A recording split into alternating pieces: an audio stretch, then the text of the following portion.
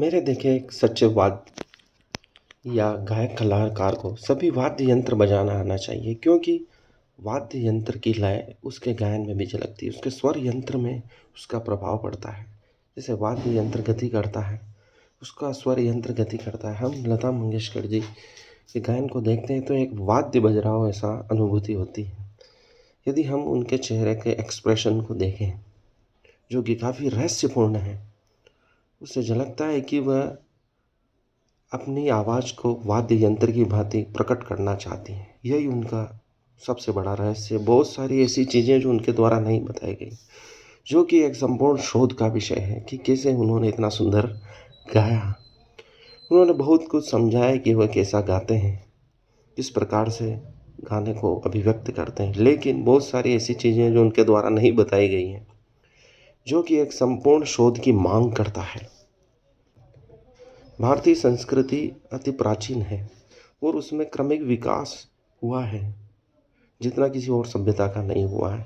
लगातार वाद विवाद और तर्कों के माध्यम से सत्य की खोज की गई और ऐसा उत्कृष्ट सत्य प्राप्त किया गया सभी विधाओं में, कला में, विज्ञान में, वास्तुकला में, जिसका कोई तोड़ नहीं है।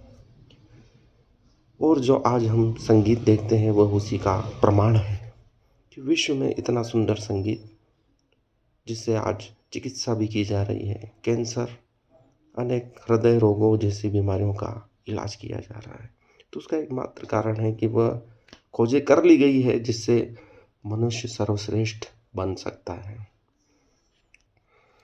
सोनू निगम ने हास्यपूर्ण ढंग से गाया और उदाहरण दिया। पिया बसंती गाने वाले महान गायक, जो कि सारंगी भी बजाते थे, तो उनके गायन में सारंगी जैसी मिठास भी प्रकट होती है। वह झूठ नहीं कहा था, वह हास्यपूर्ण कहा, लेकिन जो भी वाद्य गायक बजाता है उसी का परिणाम उसके स्वर में भी, गायन में भी प्रकट होता है। लता मंगेशकर जी ने कोई वाद्य नहीं बजाया है, अगर बजाए भी तो वो घर पे सितार वगैरह बजाती होंगी, लेकिन उनके गायन में हर वाद्य का संतुलित प्रयोग हुआ है। उन्होंने अपने स्वर को, उनकी स्वर लहरें अगर उनके चेहरे से देखें, उनके होठों के कंपन से महसूस करें, तो ऐसा लगता है कोई वाद्य यंत्र ही बज रहा है। यही उनके गायन की सबसे बड़ी विशेषता है, रहस्य है, जिसको प्राप्त कर लेना हर गायक का उद्देश्य होना चाहिए। उसी से मनुष्य संपूर्ण गायक बन सकता है।